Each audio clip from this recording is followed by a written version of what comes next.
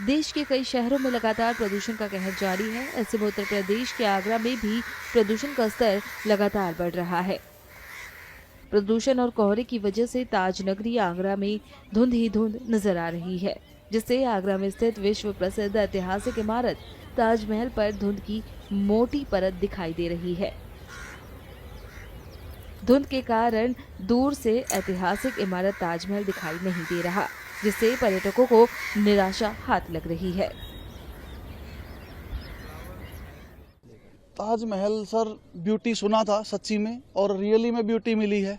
हालांकि अब इस टाइम को देखते हुए, पोल्यूशन को देखते हुए, अर्ली मॉर्निंग में फॉग का भी कोई चांस था, लेकिन जैसा आके देखा है ना ही कोई पोल्यूशन है और फॉग का भी कोई चांस नहीं है। इवन सनराइज देख रहे हैं तो बहुत बढ़िया, बहुत अच्छा व्यू आ रहा है। बहुत अच्छा लगा यहाँ आके।